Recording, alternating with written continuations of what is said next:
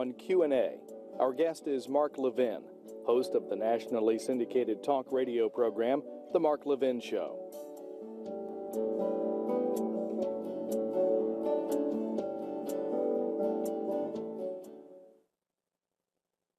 Mark Levin, why do you do what you do? Because I love it. Because I want to affect change in this country. Not the kind of change Barack Obama talks about, not the kind of change the leftists talk about, but change that promotes liberty and capitalism, that promotes our founding principles. And to be behind a microphone and talk to millions of people while I do it, I mean, it's the greatest job on earth. Now, I asked that question that way on purpose because you do more than just a talk show. Yes, I do. Landmark Legal Foundation. That's correct. I run a legal foundation. One has nothing to do with the other, but I run a legal foundation, have for many years. Landmark Legal Foundation is a conservative legal foundation that promotes those very principles: free enterprise, private property rights, low taxes, school choice. On the radio. Yep. How long have you been on? I had been on in all forms 5 years or so. Yeah, I started on Sundays from noon to 2 on WABC in New York. Now, that's not a bad place to start. It's the biggest talk station in America. But I was prompted to do that by Sean Hannity, by Rush Limbaugh, and I had a great mentor, Phil Boyce, who was the program director at WABC. And I would fill in now and then for Hannity or be a guest, and he said, why don't you give this a shot? We can't pay any money. I said, that's all right. So I did it, because I figured, what the hell, it's a good place to learn. So I learned it as best I could, and then one thing led to another. Where do you do it, the call-in show? Where do I do it from? Yeah. A bunker. Beyond that, I can't say, because I don't want people harassing me while I do the show. I don't do it from a normal studio. Let me put it that way. All right. As you know, you have a technique that you use. Yes. Now, we're going to play a number of cuts from your past shows, but I want to first ask you, yes, did you develop it on purpose, or is it just you? Whatever you hear on the radio is me. I am by myself when I'm doing the show. My producer, my call screener are not in the same room with me. They're not even in the same town with me. So I am there listening to the caller, and nobody there to tell me what to say or do or nod at me or wink at me or wave me off. And I'm reacting as I would normally react if I'm having a conversation with somebody, which can annoy my wife to no end, but still, this is the way I am. If I think people are just BSing me or going through talking points or something like that, they're wasting my time, they're wasting the listener's time. And if I'm bored, I figure everybody else is bored too. So what you hear is me. It's not an act. And you live in this area somewhere? I live in this area somewhere. I assume you don't tell people where you live. Well, you know, I don't tell them where I live, and I don't tell them what kind of exotic sports car I drive, because I don't want people... I have supporters who I love, and then I have people who hate my guts, and I don't want them bothering me very much. I don't want them tracking me down. We went to your website, and on your website you have listed a lot of your previous shows, and so we thought we would start by going back to the earliest one we can find in March of this year. Yeah. Here is an excerpt. Let's listen. All right. You're on screen, by the way, as we're listening. Okay. These three candidates are the worst. A nation of 300 million people? This is the best we can do? A community activist who belongs to a church that hates America? A pastor that spews anti-Semitism? Who's a hate monger? Who's anti-whitey? Anti-Negro? That's the kind of candidate? And we're supposed to be told, see no evil, hear no evil, and all the rest of it? Baloney. Listen to his wife. Hillary Clinton, that's the best we can do? And accomplished nobody? She hasn't accomplished a damn thing. She's mean. She's nasty. That's why her party's rejecting her. They can't even stand her. And look at us. John McCain. We pick one of two senators, him and Lincoln Chafing. I know it's Chafee. I call him Chafing. Him and Lincoln Chafing. Both of whom voted in 2001 against these critical tax cuts that help spur economic growth. We take one of those two and nominate him as the Republican for president, and then we're told by Jack Kemp and all the others and Phil Graham, oh, he's good. He's changed his mind. This guy's great. We're told he's great on national security when he's not. He's not. Look at these three candidates. And the libs love them, though. Have you noticed the lib media? Oh, McCain, he can reach to the centrists and the independents, meaning the liberals. A lot of independents don't join the Democrat Party, not because they're centrists, because they're nuts. We're just Boy, that's great stuff. we're just a couple of days away from the election. Where does that put you now? Well, I stand by that. I mean, I think these two nominees are barely adequate. And I will be voting for John McCain because I'm voting against Barack Obama. But the Republicans did themselves a huge disservice by nominating him when they had other candidates they could have nominated. But this close to the election, I'm not going to dump on John McCain because I want him to win. My attitude is, from my point of view, we have to defeat Barack Obama, get McCain elected, and then stop McCain from implementing half the things that he wants to implement. It's a two-step process. But the big problem is there isn't a conservative in this race. And so a lot of conservatives are very frustrated right now, and that's why they like Sarah Palin, who is a conservative. But I stand by everything I said then. You wrote in a piece that appeared in the National Review. I'm prolific, aren't I? Yes. Yes. In the National Review online back in January of this year. You said, if conservatives don't act now to stop McCain, he will become the Republican nominee and he will lose the general election. You still stand by that? Well, we'll find out, won't we? But what do conservatives want right now? What is it more than anything else you're worried about? Define conservatism today. Well, conservatism today is what conservatism was yesterday, and that's the point. We have some people who are trying to redefine it, who are really undermining it. Some who write for the New York Times and other publications. Conservatism doesn't need to be redefined. Conservatism is based on hundreds of years, thousands of years of human experience. Conservatism is based on the model of learning from human experience, what works and what doesn't work. Edmund Burke, Adam Smith, more recently Russell Kirk, William Buckley, and so forth. Conservatism promotes individual liberty within an ordered society. That creates societal harmony. Government is necessary but ought to be limited. It's not possible that a few human beings can make good decisions for tens of millions of human beings because man is imperfect and he will always be imperfect. And so trial and error, for instance, in our economic system, in our what was our free market system, these are good things. Failure creates success. Most successful people have failed more than they've succeeded. So all these things, human activity in a free environment, are what conservatism promotes. All I hear today is, well, we haven't regulated enough. Well, we need to re-regulate. Well, we need more government activity and more and more and more. And yet, I even look at this financial crisis, which in large measure was unleashed by the government and social policies imposed on banks, giving loans to poor people. Now look, giving loans to poor people means many of them aren't going to be paid. And then you have these other companies that swoop in and package them up, including Fannie Mae and Freddie Mac, and they're making a fortune off of swooping up and getting the worst of the loans and patching them together and handing themselves bonuses for it. There's no oversight by Congress where there's supposed to be oversight in our system and a check and balance system. So we have these two runaway federally created companies who are peddling federal policies created in this whole loan scheme. And then I keep hearing the free market has failed. No, the free market hasn't failed. The free market responds to these things. Let me say this. Most people that, well, I can't say most people. A lot of people that watch Bill O'Reilly on Fox look at him as a conservative. I'm going to run a clip of you. It's a minute and 15 seconds. I even know what I said. Yes. And get you to explain what's going on here. Let's listen to your comments earlier this year about Bill O'Reilly. All right. You drive in every day, or do you have a limo drop you off, moron?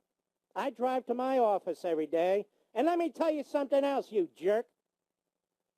You paid more in hush money for your little phone sex than I've ever earned. And you're going to lecture me and other conservatives? I don't think so. We're supposed to all line up behind the non-factor. The non-factor who doesn't know crapola about economics or history or law. And he is no conservative. He's another mainstream moron, phony journalist. That's what he is. Oh, and jealous like hell of Rush Limbaugh. Did you notice that? The cigar in the airplane. Let me tell you something else, jerk. You can't hold a candle to him. Now, how do I know this? Because the folk aren't listening to you on the radio. Your ratings suck. You have no... And you'll be gone soon. And by the way, when you're gone, I'll pick up any stations you have that are any good. Now get lost and get out of the way. What is that all about? Well, what you couldn't hear there was what O'Reilly had said. And he started attacking conservatives. Don't listen to them. They're liars on the radio. They call people socialists and so forth. He was attacking me. And then he attacked Rush, but he doesn't have the guts to name Rush by name. He's always been extremely jealous of Rush. You know, if you're going to attack the very people who are the source of your success, I mean, Bill O'Reilly wouldn't be on the radio and have a syndicated show but for Rush Limbaugh. And Fox is a terrific network. It is a terrific network because it does allow for both sides. And conservatives promote it all the time while liberals attack it all the time because, you know, it's not CNN and MSLSD. So if you're going to attack the very people who are paying your salary and make your career successful, you're going to get some brushback. You know, sometimes you can poke that stick in somebody's cage and they're going to let you poke them to death. If you poke that stick in my cage, I'm going to react. MSLSD. MSLSD. That's what we call what I call MSNBC, yes. You do have names for a lot of people. I do.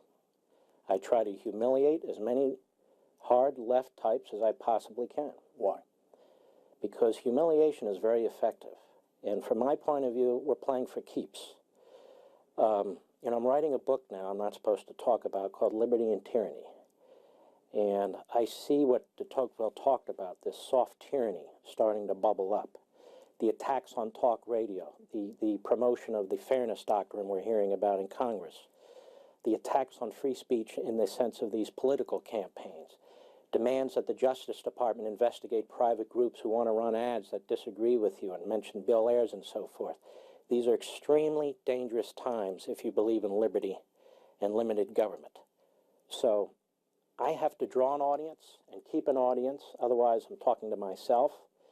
And so I need to say things in ways that resonate, and to me that helps. And I'll tell you something else. All these people who want to steal my liberty and the liberty of many of your viewers, they build up this cocoon around them like they're supposed to be taken extremely seriously, that they're very serious people, and they're out there talking for the little guy and the middle class and the children, and all they want is what's good for us. Well, I got to peel that back. Their little PR types and all the other propaganda that they've built around them, I got to cut through all that clutter, and that's one of the ways I do it. The Talkers Magazine rates talk show hosts, and number one is Rush Limbaugh at 14.25 million people. That's Sean wrong. Hannity, is it bigger? Rush is 21 million. And they have Sean Hannity at 13. That's wrong. He's at 14 or 15 million. They've got Michael Savage and Dr. Laura Schlesinger at 8.25. Here's the truth on the Arbitron numbers, which is the one that rates audience size, and I had them look at this. Rush is by far number one. Nobody's close. Sean is by far number two. Nobody's close. Wiener Nation. He calls himself Savage, but his name's Wiener. He's number 3, and I'm number 4. They've got Glenn Beck at number 4, and they've got Laura Ingraham and Mark Levin tied for number 5 in this particular list. That's all wrong. You go back, and I saw some reference a couple years ago that you had a couple of million listeners. What has happened over this time? Why are you gaining listeners? And again, I go back to, are you doing it? Is it a technique, or is it just you? We're at about 5.5 million listeners right now. About a year ago, we were at about 3 million. it is the fastest growing talk show in the country. And I don't say that because, yeah, we're the fastest. It just is. And I think this. I think if you work hard, and you have to at this, I mean, I'm not breaking rocks, but I mean, you got to study the subject. You're on the line a couple hours in my case, every evening. You know, if you sound like an idiot, then you're going to sound like an idiot. I don't have 10 writers like Jon Stewart or Steve Colbert or most of these anchormen who do straight news, so-called. I have me. I don't have research assistants.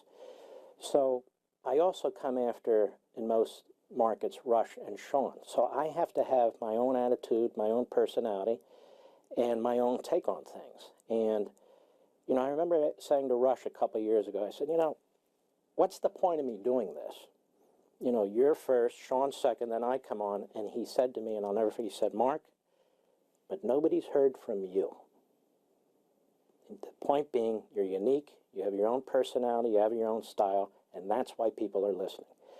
The bottom line is it's no secret. You have to have content and you have to be entertaining in order to keep the audience and grow the audience, because we're also a business. But having said that, I've taken my conservatism extremely seriously. I've lived it. I've served in the Reagan administration. I've served for Attorney General Ed Meese. I do run the Landmark Legal Foundation, and I take it just as seriously when I'm on the radio as well. Speaking of entertainment, on your website is the following, and it's a little song that you have on the website. What is yes. It's Kumbaya. Yes. We still have about a minute. We didn't run the whole thing, but let's listen to what your version of Kumbaya. All right.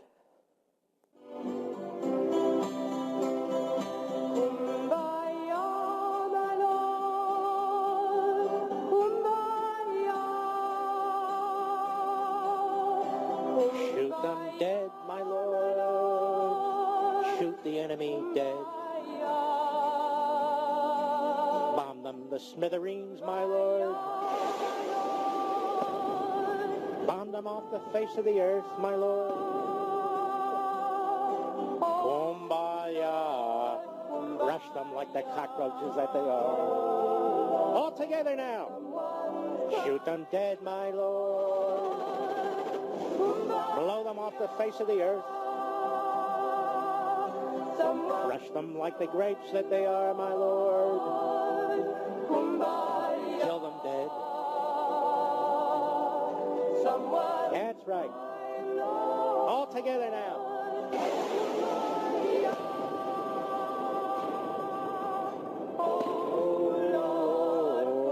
One more. When did you do that? I should do that every night. When did I do that? I don't remember. 6 months ago? 12 months ago? Year and a half ago? The Wikipedia site on Kumbaya says the following. Yep. Kumbaya is a spiritual song from the 1930s. It enjoyed newfound popularity during the folk revival of the 1960s and became a standard campfire song in scouting and other camping organizations. And then this sentence. The song was originally associated with unity and closeness, but more recently is also alluded to sarcastically to connote a blandly pious and naively optimistic view of the world and human nature. Does that describe why you use it? What idiot wrote that? I have no idea. No, I decided to use it because I remember the left always embraced that song. And I believe in peace. So in order to have peace, we have to destroy this enemy. Now, we have over 100,000 men and women in uniform on the battlefield today. And I'm sick and tired of people telling me they support the troops but not the mission. I get these calls constantly.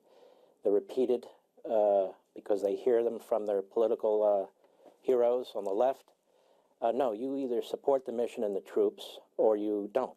And those young men and women on the battlefield there, they're not Democrat, Republican, Independent. They're not black, white, brown, yellow. They're Americans.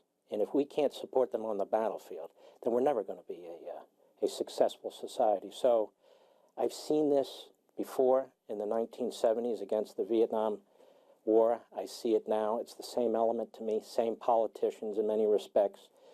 So I'm mocking them again. So I've taken this song, which is supposed to be an old peacenik hippie song, and I've turned it into a song pro-military, let's defeat the enemy. Other than my voice, I like what I said there. Do you listen to yourself very often? Never. So you're listening to yourself now more than you normally do? That's correct. And what do you think of what you're hearing? Brilliant. I'm absolutely brilliant. No, I'm kidding. I don't do that self-analytical stuff. I let the audience decide, and they decide every ratings book. I just keep plowing ahead. I don't look back and question, should I have said this or should I have said that, when it comes to a matter of principle. I'll do that when it comes to something like, should I have said something to somebody that may have embarrassed them? That's different. But in terms of my philosophical beliefs, liberty, national security, family, faith, these are things I believe in, and I can't be convinced otherwise. Has anybody, and you know why I'm asking this question, has anybody ever come up to you in the public and wanted to punch you in the nose for some of the things you say about them? I get a few of these morons who do that, and then they say, gee, you're bigger than I thought. So they think better of it most of the time. At an airport, I've had that happen, but most of the time people are civil, if not supportive. I don't go on TV that much anymore, so my face is not necessarily that well known, and that's okay, because that way I can move around the world without really being bothered. But most people will give me a distant stare, or they'll come up and say, are you the Mark Levin on the radio? And I'll usually say, well, is that good or is that bad? Oh, that's good. And then I'll chat with them, spend a little time with them.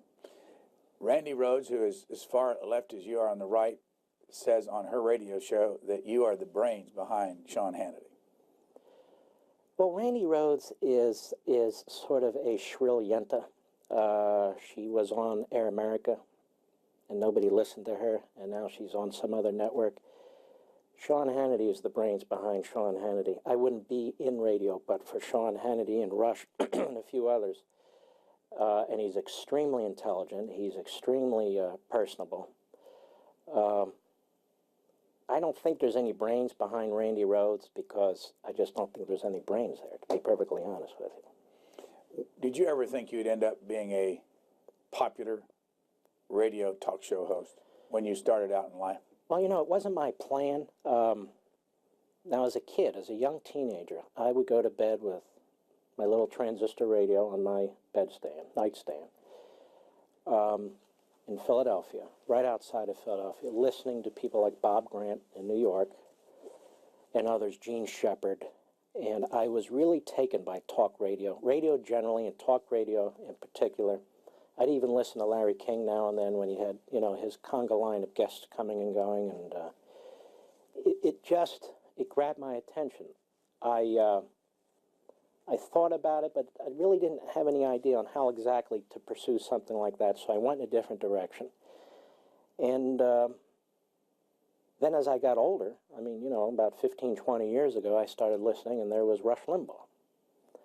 And that renewed my interest in talk radio, not in me doing talk radio, but listening to talk radio.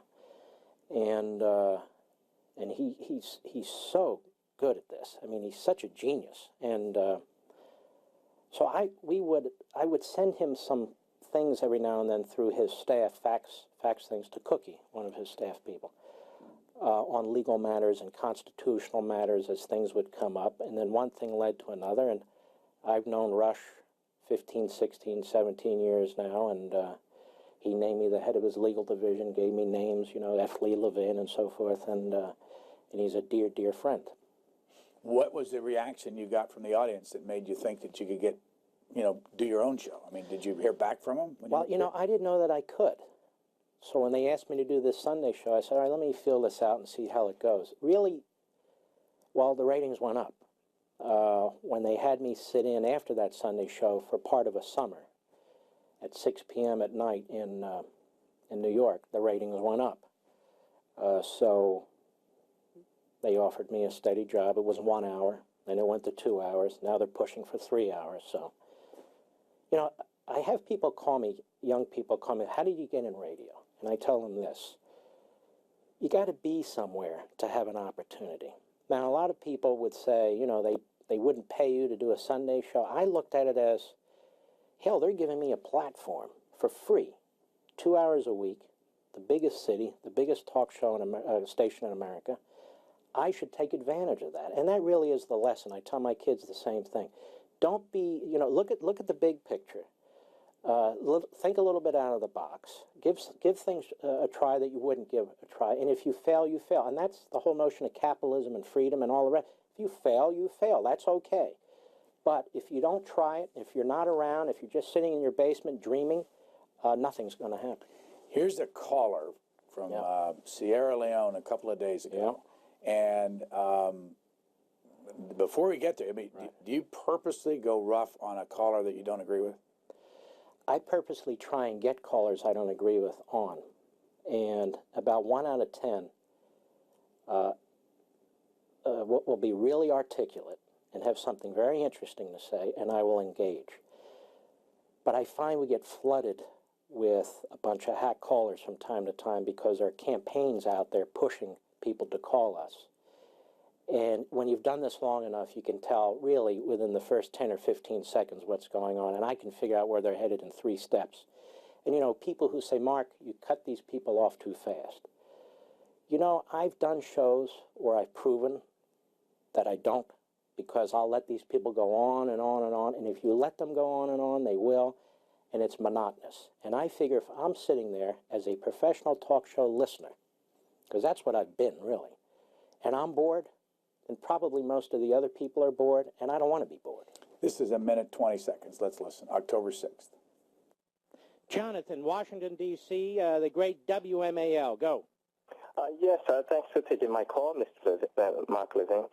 I wanted to say that I think that John McCain is in lockstep with the biggest terrorist in the world right now, and he's ready to follow his policies. Where are you from, sir? What I'm saying is... I'm asking you a question. You have broken English. Where are you from, sir? I'm from Sierra Leone, West Africa. Is that right, sir? Yeah. And who is it that John McCain is conspiring with? Which terrorist is it, sir, by name? The most Americans right now. I'm going to ask you again. I said, which terrorist is John McCain conspiring with, sir? The one that's killed the most Americans right now. Oh, really? And who is that, sir? And what have we gained for all the... You know what, jerk? What the hell are you doing in my country? How did you get through security, you creep? Trouble. What are you doing in my country? Get the hell out of here, you dummy. Get rid of this guy. I don't need people coming into my country lecturing me and telling me that John McCain and George Bush are terrorists. No, you creep. Get the hell out. Open borders, my ass. No open borders. The names you call him, is that the way you would That's talk? what I feel. Somebody comes up to me. They come into this country. All cultures aren't equal. That guy's escaping a war-torn culture where there's civil war popping up constantly in that country, where there's misery and destitution. And he comes into this country by choice. Nobody told him to come here. I thank God every day I'm in this country, by accident of birth. But to be a guest in this country, to come into this country, having left what he left, a war-torn society, to voluntarily come into this country. And then I knew what he was getting at, to call George Bush a terrorist and John McCain a terrorist. Yeah, I boil over and I pop off because I can't stand it. You see, most of the people who are born in this country, they don't leave it. It's people who are born in these other cultures. Some of them are corrupt, some of them are violent, some of them are sexist, whatever, who come here. I don't think they have to agree with George Bush or John McCain, and many of them do not. But don't call my president, don't call McCain, really don't call any of our leaders terrorists. As much as I criticize Barack Obama and his terrorist friend, Ayers, I've never called him a terrorist. And this is what's interesting to me. A couple of hecklers at the McCain rally, they said, oh, he's called him an Arab. I get nuts like this all the time calling my show from the Obama side and from the left. And, of course, the liberal big media could care less. These are the Obama supporters. That is an Obama supporter, because I know that because he was screened, and that was on my calling President Bush and John McCain terrorists. No, I don't have a stomach for that. And you know what? The vast majority of Americans, regardless of a political background, but maybe not regardless of political background, Don't want to hear that either. So give us the atmosphere. This is 6 to 8 o'clock at night.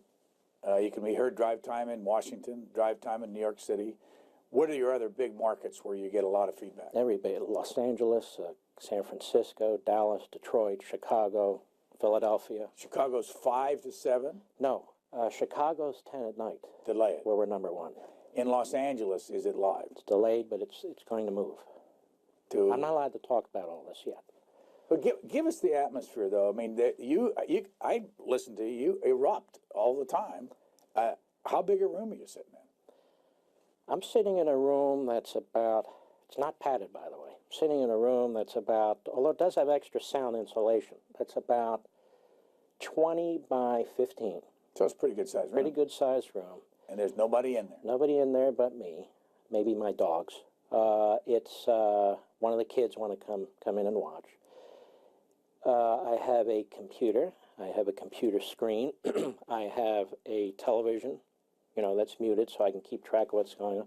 I have a box that's called a Zephyr with all kinds of electronics in it that allows me to do the show. Well, I guess I said the dogs come in, so I guess you can figure out I'm doing it from my house. So, allows me to do the show where I do it from, through New York to the rest of the world. And I have headphones and a microphone. It's that simple. And so I'm sitting in the chair. I'm listening, just like this. If it's an intelligent caller, great, I respond, as you would to an intelligent caller. And if it's a nut job like that guy from Sierra Leone, I put him and us out of our misery. So you're sitting at a desk or are sitting at an easy chair? At a desk. And you talk about, if you can, your family. How long have you been married? 23 years. Where'd you meet your wife? At a Filipino magazine. I ordered out of one of those Russian magazines. No, I'm kidding. Where did I meet my wife? I met her at a party on Capitol Hill 25 years ago. Do you two agree politically? Pretty close, but she has a different personality than I do. Explain She's that. a Southern girl from Huntsville, Alabama. And she's just as sweet as can be. It's a very soft voice and puts up with me. I'm as sweet as can be, too. You just have to get to know me. And how many children do you have? 2. I have a daughter, Lauren, who's 20 and goes to George Mason University, and my son, Chase, who's 17. And what about their politics? My daughter is a solid Reaganite. My son is a gamer with World of Warcraft by the Blizzard Company, which is what he's really into. He's a conservative by instinct, I think. What town in the United States did you grow up in? I grew up in a township outside of Philadelphia called Cheltenham, in a little community called Elkins Park. Your parents, what did they do? My parents, who are retired now and are in Florida, because that's what Jewish parents do. First of all, let me say this. I have had the most supportive, wonderful parents any son could ever have. And, my parents, they were conservative intuitively. Jewish parents in suburban Philadelphia, the stereotype is liberal Democrat. Well, they weren't. And they owned, first they started a nursery school and camp years and years and years ago, which they ran for almost 20 years. And then a little shop in a town called Jenkintown outside of Philadelphia, which my brother runs, called the Ming Tree on Old York Road, and, lamps and different furniture and so forth. So they've been small business people their entire lives. And you went to Temple for both your law degree and your undergrad? I went to Temple University undergrad and Temple University School of Law, where there are about 3 conservatives in the whole law school. Yesterday, and we're recording this on Wednesday before the final debate, yesterday you talked about something that I want the audience to hear and then get you to spend some more time talking about it. Let's run this. Jesse Jackson, the Jew hater. By the way, may I be so bold as to say to my liberal Jewish brothers and sisters, many of whom are Democrats, if not most, the hell's wrong with you people? Haven't you figured out where all the anti-Semites are? with Jimmy Carter and Jesse Jackson and all the radical Palestinian types. They're not Republicans, you know. Jackson hates America. He hates Israel. He despises the Jews. That's correct. I had the guts to say it. You're damn right. A few too many slip-ups with the tongue there, Jerkson. Now, some of you might say, well, Mark, that's not Barack Obama's campaign. Isn't it amazing, all these supporters and friends? And That's just a little bit of this interchange. You seem to get a lot out there. Feel strongly about this? Well, I do. You see, I think what some people might find intriguing is that I don't do this fan dance. I don't do the social circuits. I don't really care what Jesse Jackson thinks of me or his supporters think of me. Jesse Jackson's an anti-Semite. Every now and then it pops up, whether it's Jaime Town or other things that he's done. And I think he's outlived his usefulness as a civil rights leader. He's an irrelevancy. But every now and then he makes these comments that show the real Jesse Jackson. And I find this permeating somewhat in the Democrat Party today, and I feel the Democrat Party needs to do something about this. Barack Obama's close friends include a couple of people who are extremists, who had ties with the PLO of old, ties with Hamas. And of course that's going to raise my attention, and I'm going to pay attention to what's going on. And now he's pro-Israel. Look, you don't have to be pro-Israel, against Israel. The fact of the matter is, what I was trying to focus on there is that there is this element within the Democrat Party. You see it at the universities. You see them protesting in the street, this radical left ideology. And many of the people do hate this country and therefore project that hatred onto Israel too. And so I'm just trying to warn people that this does exist. And if you don't think it exists, then you're closing your eyes to it, because I see it. Why are so many Jews liberal and Democrat? Well, you know, I don't speak for all the Jews in this country. In fact, I probably speak for very few of them. I'm not exactly sure, but I think minorities generally, Jews, blacks, what have you, they feel that the government can be a force of progress, and the government can be both. The government can be a force of progress. It can also be a force for tyranny. And so you need to be careful. You can't be down the line pro-big government. You know, I'm a conservative. I'm not an anarchist. I believe there are certain things the government should do, and I think the Constitution sets it out. And if there need to be changes, there are ways to make those changes.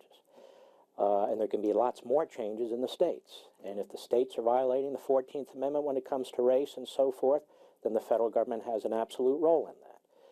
But to just federal government, nationalize decision makings and so forth. I mean, I would say to my Jewish brothers and sisters, it wasn't ExxonMobil that sent all those Jews to the gas chambers. It wasn't any company. It wasn't the capitalist system.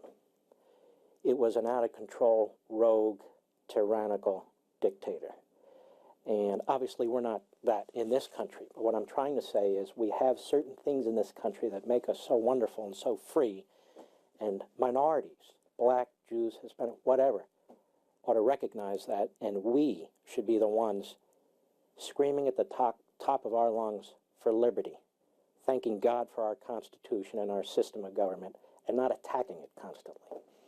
Which Mark Levin is predominant in life, the one that we're listening to on the radio, or the fellow that had the New York Times bestseller Rescuing Sprite? Oh, my dog book. Well, you know, most human beings are a little more complex. You know, people want to put people in categories, you know, for their own psychological well-being. Levin, you know, he chews on dog bones, you know, that sort of thing. I've got different aspects of my life. One personality, but I love dogs, and I love my dogs, and I think part of that is due to the fact is that they rely on us 100%, and they bring out the absolute best qualities in human beings. In fact, they have qualities that human beings would do well to copy.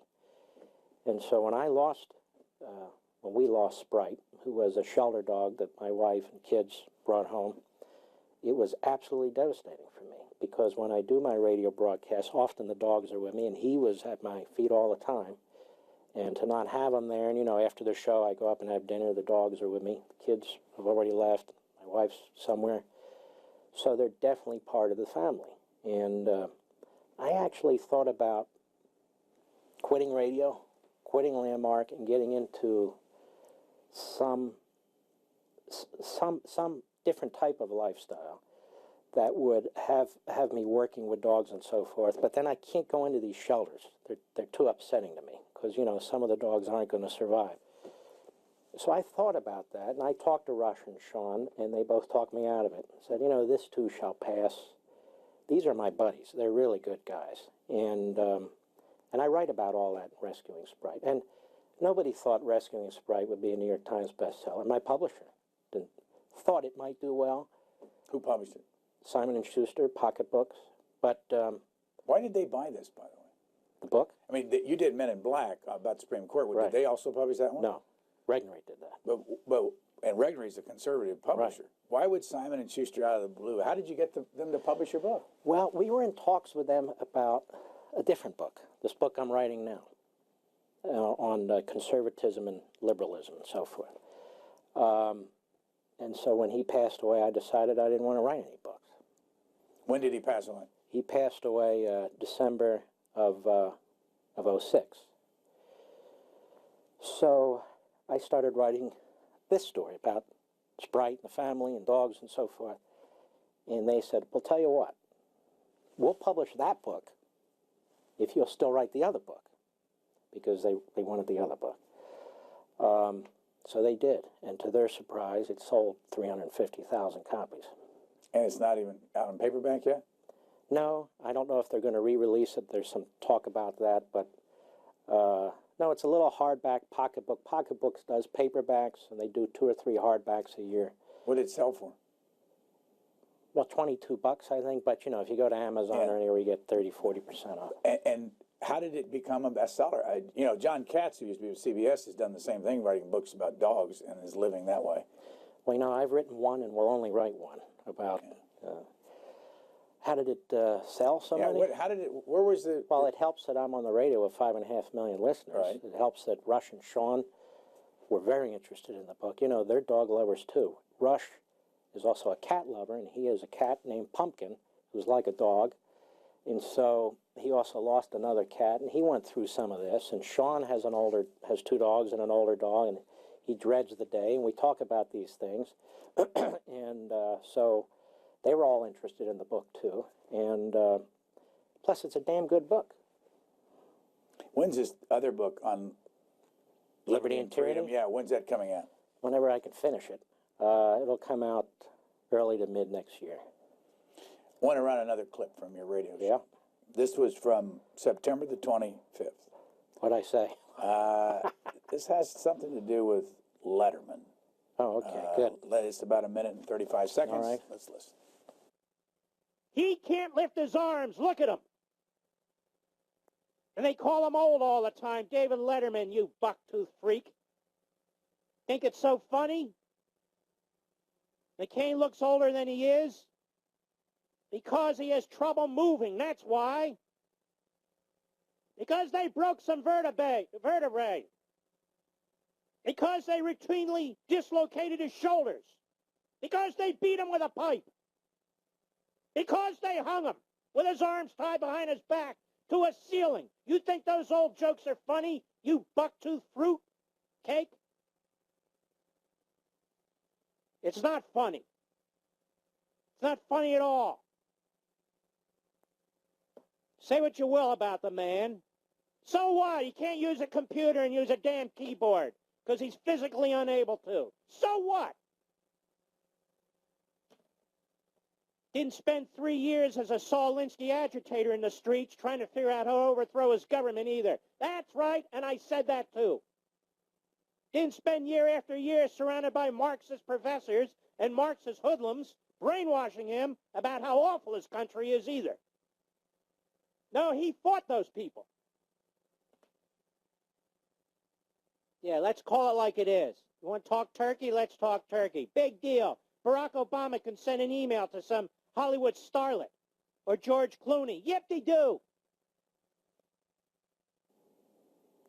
That's all?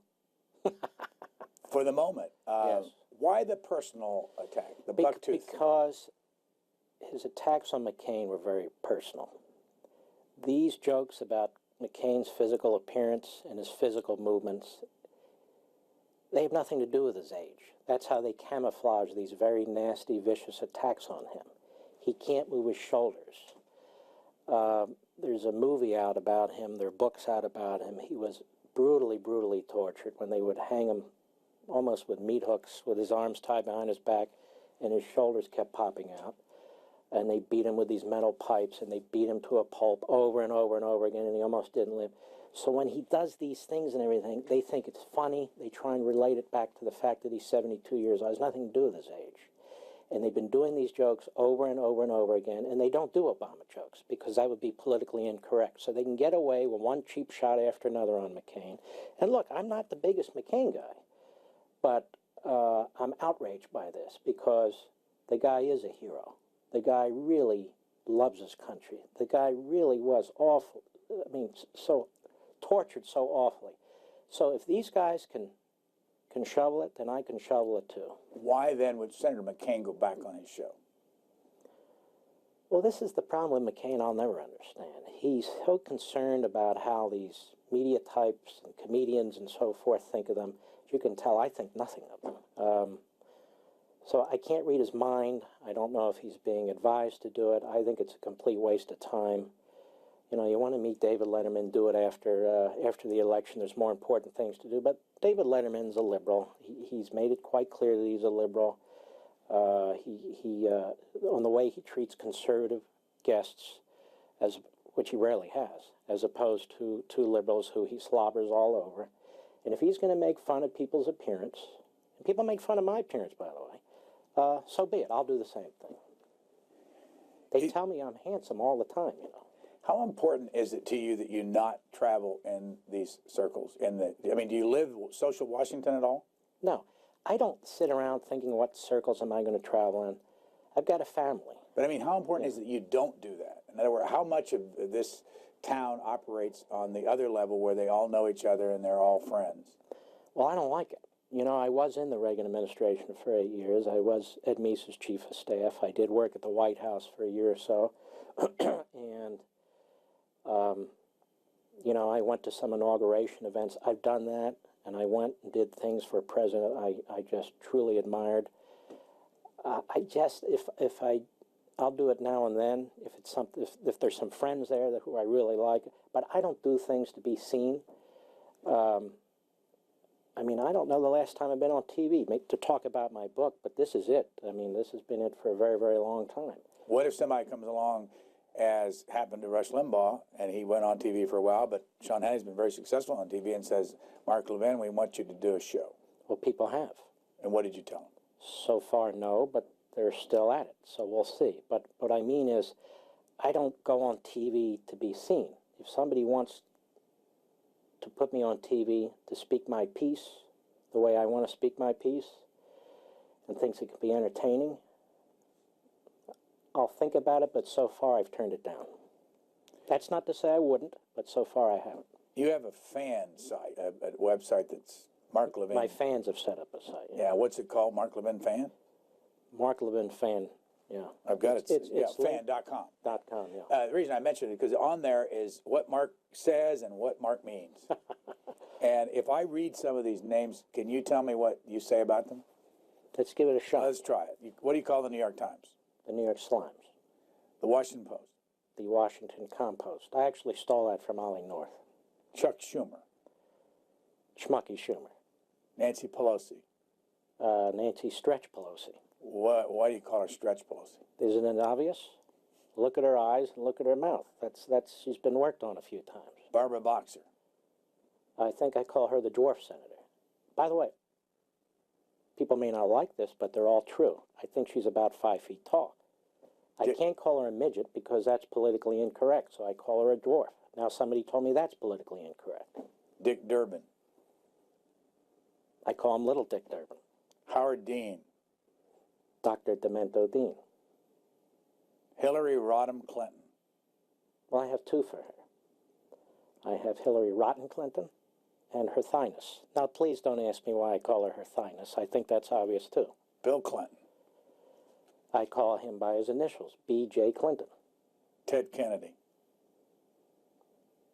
You know what? He's ill right now, and I haven't been using the phrase, so I'll hold off on that. Joe Biden. Well, I have two for him. I've been calling him plugs for 5 years, and I've been calling him the dumbest man in the Senate, and both of those are accurate, too. You know, about now, our viewers who... Oh, they're furious, some of them. Well, they're furious with me, too. I would even ask you this. And they're furious, too, because people that don't agree with you think that this kind of talk is demeaning in the political system. Well, I think their political views are demeaning. Now, I do have some Republicans, too. You know, we can call in the Republicans. Chuck Hagel. Schmegel. Russ Feingold. Fool's Gold. John Murtha. Lardass. Arlen Specter. Well, I have a bad one for him, but Arlen Spectacle is the clean one that I use. Steny Hoyer. Snippy Hoyer. Jim Webb. Melonhead. But does that just feed... Wait a minute. Now, wait a minute. What have I missed? What do I call the Mike liberal Huckabee. Republicans? Republicans, I call them. Mike Huckabee. Huckaphony. You didn't like him when he was... I never liked him. Why not? Because I didn't like him bringing up Romney's religion as a tool to try and derail him. I don't like that when anybody does that. He also stayed in the race to cover McCain's flank by drawing evangelical votes away from other more conservative candidates, and he in part is responsible for John McCain's nomination. I don't think he plays fair, and so I don't care for him. One of the talk show hosts that both the left and the right criticize a lot, and we had Lionel on our program, and he did the same thing, is either Keith Olbermann or Chris Matthews. Does that set you off, either one of those? You have there's a icon on your website about Keith Olbermann. Keith Overbite? Oh, yeah, we have a whole page on Keith Overbite, Countdown to No Ratings. He's a hack. Now, and I don't watch his show much. I have my producer tape it, so if there's something reasonably entertaining, maybe I can, maybe we can lift it and abuse him the way he abuses other people. I think he's a failed sportscaster. He's screwing up Sunday Night Football, and so he's perfect on MSLSD. Chris Matthews, an old Tip O'Neill guy, and Jimmy Carter speechwriter. I don't know what he is. I mean, is he a news guy? Is he a commentator, or does he come off like a screwball to me, just like Bozo the Clown? So I will take opportunities to review. I'll do the same with Jon Stewart, and I don't let them use their false names. I call them by their real names. Jon Stewart, a.k.a. John Leibowitz, is what his real name is. Michael Savage. Yes. What do you call him? Wiener Nation, that's his real name. And I'm sure people have said to you that you sometimes sound like Michael Savage. No, I hope not. What's the difference between the two? If he says something coherent, that means he's copying me. Otherwise, he's fallen off the chair again. What was your question? I'm sorry. What do I think about him? Yeah. I think he's a putz. I think he's a Manchurian conservative. I think he is an undisciplined thinker, to the extent he's a thinker at all. And on the other hand, some of his enemies, not all of them, some of them are my enemies and conservative talk radio's enemies. So I am not quick to jump on a bandwagon to have a guy like him silenced or banned, because I don't believe in that either. How are you closer to what people talk like behind the scenes than what you would call PC media? I don't know. All I can do is describe me. And from my perspective, talk radio is a very quick-moving medium, and callers are coming and going, and you can't really be sure how they're going to come at you, and you have people recording your show in hopes of finding some slip-up or something they can twist to use against you. We record my show and put it on our website for free, so these left-wing groups need not recorder. All they have to do is go on and get it. I say what I believe, and I speak the way I believe, and every now and then I feel like with Letterman, I'm coming to the defense of somebody in John McCain who really can't defend himself against a bully like Letterman who gets on there night after night making fun of the guy's physical appearance and physical actions. So after a while, 2 or 3 days of that, I'll pop off and deal with it. 6 o'clock to 8 o'clock on a lot of radio stations. They can find you on your own website, and you're, what, over 150 radio stations around the country? That's correct, 200. 5.5 million listeners a night or a week? I don't know what that means, actually. It's 5.5 million a week, I think. All these numbers, I think, are a week. Mark Levin, we are out of time. Thank you very much. It's a pleasure.